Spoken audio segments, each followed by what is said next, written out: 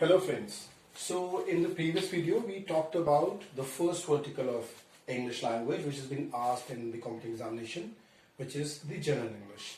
The second part is the grammatic English. Now when we talk about the grammar, we need to know quite a number of things and we'll be discussing them all. But then right now I would like to tell you a few things which are the major things which have been asked in the grammar or which people do not take care of. The first one is to understand that English is written as this: subject, verb and object scenario. I will let you know why I'm telling you this. Well, जब मैं हिंदी में बात करता हूँ तो मैं बोलता हूँ मैं स्कूल जाता हूँ. मैं is subject, school is object, जाता इज वर्ब. सो हिंदी में हम ऐसे बोलते हैं. But when talk about English we speak I go to school. I subject, go to is a verb, school is an object. So यहाँ पर हमें understand करना पड़ेगा इंग्लिश जो है वो डिफरेंट फॉर्मेट में लेके जाती है इंग्लिश से, हिंदी से बिल्कुल डिफरेंट फॉर्मेट में लेके जाती है इंग्लिश. तो पहले तो हमें ये समझना पड़ेगा. We need to understand this part. तो क्योंकि subject verb and object important है तो ए पार्ट स्पीच भी इंपॉर्टेंट है. हम एक छोटा सा सेशन लेंगे उसके बारे में, लेकिन समझा रहा हूँ मैं आपको क्या क्या चीजें पढ़ेंगे. तो जब हम ए पार्ट स्पीच की बात करते हैं, they are noun, pronoun, adjective, verb, adverb, preposition, conjunction and interjections. So they are very important. अब इसके बाद जो हमारे यहाँ पे टॉपिक्स है मेन में, वो है पहला है subject and verb agreement. Subject and verb agreement. This is a very important topic. Subject and verb agreement. Subject और वर्ब का एग्रीमेंट वेरी इंपॉर्टेंट. जब ये टॉपिक मैं आपको वीडियो पे अपलोड करूंगा प्लीज इसको ध्यान से देखिएगा, बहुत इंपॉर्टेंट टॉपिक है. और अगर आप इस पर्टिकुलर टॉपिक को कैटर कर लेते हैं तो आप आसानी से किसी भी, प्लीज मार्क माय वर्ड्स, किसी भी सेंटेंस एरर करेक्शन या सेंटेंस करेक्शन या पैराजम्बल को आसानी से क्रैक कर लेंगे. बहुत इंपॉर्टेंट है, आपको समझना पड़ेगा, बहुत इंपॉर्टेंट है. अगर नहीं समझ में आए जब मैं इसको अपलोड करूँ तो प्लीज मुझे बताइएगा. तो पहला है सब्जेक्ट एंड वर्ब एग्रीमेंट. उसके बाद दूसरा है प्रीपोजिशंस. प्रीपोजिशन तीन तरीके के होते हैं: single word, compound word, complex word. जब वीडियो अपलोड करूंगा बताऊंगा आपको, एक्सरसाइजेस भी दूंगा. Next is filling the blanks. Filling the blanks, this is again very important. Then we talk about the cloze test. अब फिलिंग द ब्लैंक्स में तो क्या होता है कि एक सेंटेंस होता है, उसके अंदर एक गैप होता है, उसको आपको फिल करना होता है. क्लोज टेस्ट में क्या होता है, यहाँ पर एक ही पैराग्राफ दिया होता है, उस पैराग्राफ के अंदर 10 फिलिंग द ब्लैंक्स होते हैं जो आपको भरने पड़ते हैं. अगर एक गलत हो गया तो सब गलत हो जाते हैं. Very important. 10 मार्क्स का आता है, 10 कम से कम 5 का तो आता है, उससे कम का तो क्लोज टेस्ट करने का कोई टॉपिक नहीं है. फिलिंग द ब्लैंक्स में दिया जाएगा. फिर next one is, after this is sentence error correction. Sentence correction में क्या होता है कि आपको एक सेंटेंस दिया होता है, उसके अंदर एक पर्टिकुलर मार्क बोल्ड में होता है सेंटेंस का पार्ट, और उसमें बताया जाता है कि भैया इसके अंदर एरर है, इसको करेक्ट करें. आपको एरर बताया गया होता है कि वो पार्ट बताया गया होता है कि इसमें एरर है. क्या एरर है ये नहीं बताया गया होता. तो यहाँ पर आपको एक पर्टिकुलर पार्ट में बता दिया गया भैया ये बोल्ड वाले पार्ट में कोई एरर है, बताए क्या एरर है, इसको करेक्ट करें. ऑप्शन लिखे होंगे और नीचे लिखा होगा नो एरर. यहाँ भी कंफ्यूजन कर देते नो एरर डाल के. लेकिन अगर आपकी ग्रामेटिक इंग्लिश अच्छी है तो ये कुछ नहीं आपके लिए, will be able to crack it, because इसी से तो डिराइव होना ही है.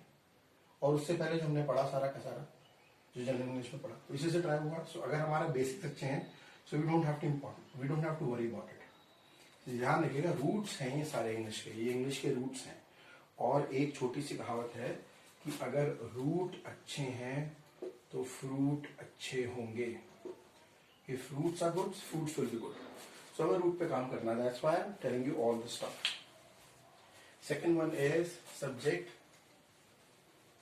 Sorry, the next one is subject error correction, and after that we got, this is subject error correction. Then we got subject correction. This sentence correction. This sentence error correction. Then sentence correction. Sentence correction में क्या होता है कि पूरा sentence दिया जाता है आपको और उसमें कोई पार्ट बोल्ड नहीं होता. अब आप खुद ढूंढिए भैया इसके अंदर क्या एरर है और क्या करेक्शन करना है. तो ये थोड़ा हाई लेवल है, ठीक है. लेकिन अगर आपके रूट्स अच्छे हैं तो फ्रूट्स अच्छे होंगे, कोई दिक्कत नहीं है आपको. तो इसलिए हमें थोड़ा ग्रामर पर काम करना पड़ेगा. एंड आफ्टर दिस थोड़ा सा एडवांस लेवल ऑफ इंग्लिश की बात करते हैं हम. तो sentence error correction, sentence correction, then we talk about active passive, and direct indirect, ये भी बहुत इंपॉर्टेंट है। ये डायरेक्टली नहीं पूछा जाता, कुछ में पूछा भी जाता है कुछ पेपर्स के अंदर, मगर ये कैमोफ्लैज होता है ढका हुआ, ये ढके हुए तरीके से पूछा जाता है। आपको एक सेंटेंस दे दिया जाएगा और उसके अंदर आपको एक एक्टिव पैसिव वॉइस के अंदर या पैसिव वॉइस के अंदर एक्टिव वॉइस के अंदर दे दिया जाएगा, और जो आंसर होंगे उसके अंदर एक एक्टिव वॉइस का आंसर होगा और एक पैसिव वॉइस का आंसर होगा। तो आपको यहाँ पर ये बहुत इंपॉर्टेंट हो जाएगा कि अगर आपका क्वेश्चन एक्टिव वॉइस में है तो आंसर भी एक्टिव वॉइस में होना चाहिए, अगर क्वेश्चन पैसिव वॉइस में तो आंसर भी पैसिव वॉइस में होना चाहिए। तो इसलिए इंपॉर्टेंट है। सेम डायरेक्ट इनडायरेक्ट, ये बहुत इंपॉर्टेंट एस्पेक्ट है। और इसके बाद हमारा जो लास्ट टॉपिक है, जो इस वर्टिकल के बाद का जो लास्ट वर्टिकल है, that is comprehension. That is this is the third vertical which is comprehension. Now comprehension जो है वो तीन तरीके से पूछा जाता है। पहला is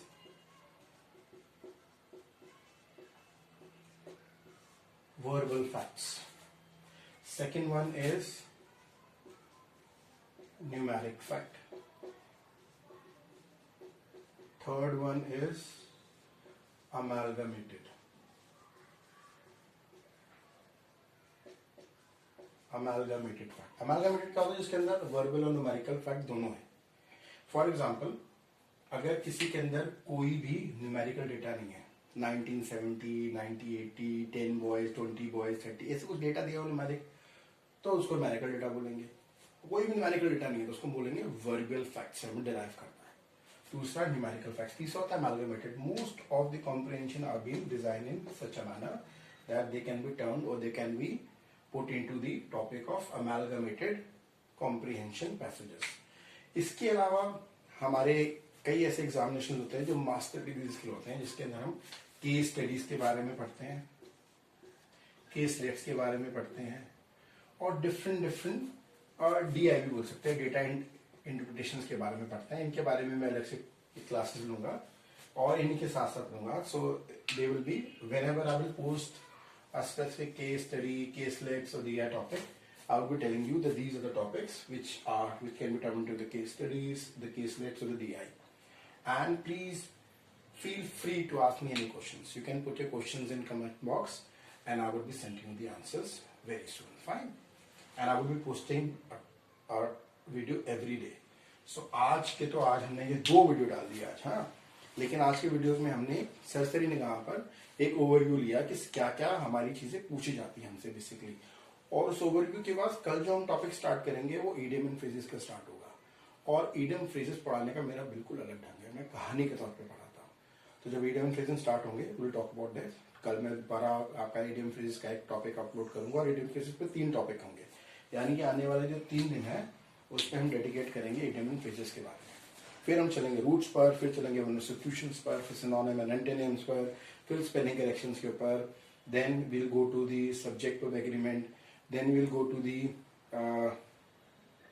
preposition, then filling the blanks, then close test, then subject error correction, sentence error correction, then sentence correction, then the active passive, the direct indirect, and eventually we're going to go to the comprehensions and the utter verticals, which I told you, the CI, the CS, which is case study, the caselets, and the data interpretations. So thank you so much for watching this video. Please subscribe to my channel, huh? And tell others too. That's our launch on YouTube channel. We must subscribe to it, huh? It's for your benefit. Thank you so much. May God bless you all. Bye-bye.